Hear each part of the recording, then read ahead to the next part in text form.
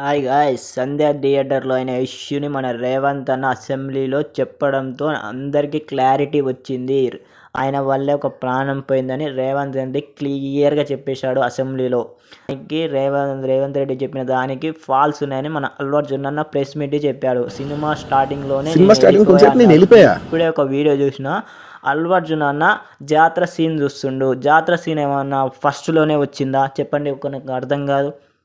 రేవంత్ రెడ్డి అన్న ఒక్కవైపు న్యాయం వైపు నిలబడ్డాడు. ఇందులో అందరూ ఫ్యాన్స్ అల్లు అర్జున్ వైపు నిలబడితే రేవంత్ రెడ్డి అన్న నేను కూడా ఇన్ని రోజులు పేరు మర్చిపోయాను, దానివల్ల కుట్ర జరుగుతుందని నేను కూడా భ్రమపడ్డా. కానీ రేవంత్ అన్న అసెంబ్లీలో చెప్పడంతో అది ఇంకో జాతర సీన్లో అల్లు అర్జున్ థియేటర్లో కూర్చొని సినిమా చూడడంలో అర్థమైపోయింది అందరికీ.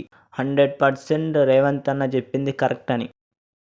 మళ్ళీ నెక్స్ట్ డే తెలిసిందంట మన అల్లు అర్జున్ అన్నకి. అప్పుడే చెప్పారు పోలీసు వాళ్ళు, ఇక్కడ ఉండొద్దు, ఒక ప్రాణం పోయింది, ఇంకో ప్రాణం కొట్టుమిట్లాడుతుంది, మీరు వెళ్ళిపోండి అంటే వద్దు, నేను సినిమా మొత్తం అయ్యే వరకు ఉంటానని చెప్పిండు. ప్రెస్ మీట్లో మన అల్లు అర్జున్ అన్న ఏం చెప్పిండు, నేను స్టార్టింగ్లోనే నాకు చెప్తే స్టార్టింగ్లోనే వెళ్ళిపోయినా అని చెప్తే మరి జాతర సీన్లో అల్లు అర్జున్ అన్న ఎక్కడ వచ్చిండు చెప్పండి మీరు? సినిమా అంత క్లారిటీగా చూస్తుండే జాతర సీన్ ఏమన్నా స్టార్టింగ్లో వచ్చిందా? నీ వల్ల తప్పు జరిగింది, నీ మీద తప్పు స్ప్రెడ్ అవుతుంది కాబట్టి నువ్వు ప్రెస్ మీట్ పెట్టింది. అదే నీ వల్ల ఒక ప్రాణం పోయింది, వాళ్ళ ఇంటికి పోయి పరామర్శించినవా? హాస్పిటల్ పోయి ఒక్కసారైనా చూసినవా? 11 రోజుల తర్వాత నేను అరెస్ట్ చేసిరు, అప్పటిదాకా నేను అరెస్ట్ చేయలే. ఆ టైంలో నువ్వు పోయి చూడలేవా ఒక పిల్లగాన్ని?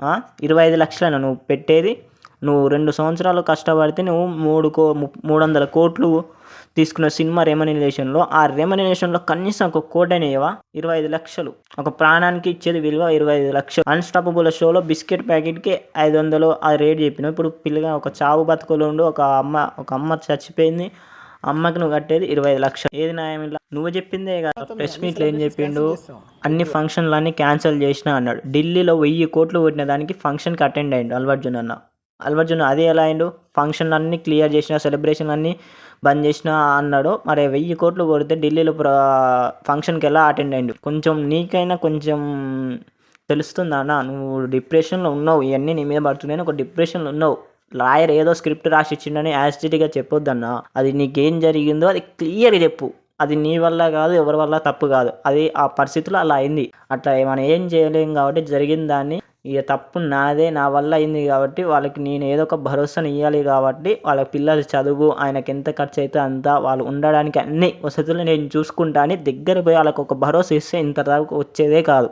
నువ్వు ఆలోచించింది కరెక్టే ఉందన్న. నువ్వు హాస్పిటల్కి పోతే మళ్ళీ ఆడ కూడా గందరగోళం అవుతుందని కరెక్టే. కానీ ఎవరికి చెప్పకుండా మాస్క్ పెట్టుకొని వెళ్ళిపోయి వాళ్ళని ఒక మాట నేనున్నా అని భరోసా ఇస్తే అయిపోయేది. విశ్వం ద్వారా నేను చెప్పాలనుకున్నది అందరు ఫ్యాన్స్లో చెప్తున్నా. మహేష్ బాబు అన్న ఇప్పుడే చెప్పింది, మేం బాగానే ఉంటారు, మీరే ఖరాబ్ అవుతారు. ఇలాంటి సినిమాలకు వచ్చి ఎంజాయ్ చేయండి, అతి ఎంజాయ్ చేయకండి. ప్రాణాలు పోతే ఏ సెలబ్రిటీ మన కాడికి రాడు, మనల్ని పరామర్శించాడు.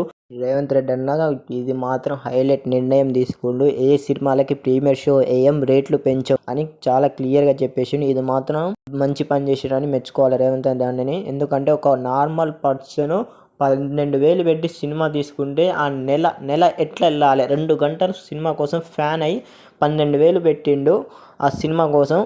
ఆయన ఒక ప్రాణం పోతే 25,000 పెట్టిండు. ఒక నెల ఖర్చు ఎలా వెళ్ళాలి చెప్పండి ఇంట్లో? అయినా కూడా అది ఏది ఆలోచించకుండా సినిమా కోసం తన కొడుకు ఫ్యాన్ అయ్యే కోసం 12,000 ఖర్చు పెట్టిండు. ఒక అమ్మ ప్రాణం పోయింది, ఆ పిల్లగానికి ఇంతవరకు తెలియదు.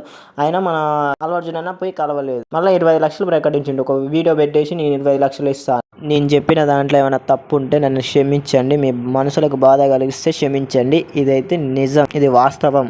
ఏ హీరో మన కాడికి రాడు మనకేమన్నా అయితే. ఇది వాస్తవం, ఇది తెలుసుకొని. ఇంకొకటి, బాహుబలి 1800 కోట్లు ఎప్పుడు కొట్టిందో అప్పటి నుంచి అందరి మనసులో ఒకటే పడ్డది, ఎట్లా చేసైనా బాహుబలి రికార్డ్ని బ్రేక్ చేయాలి.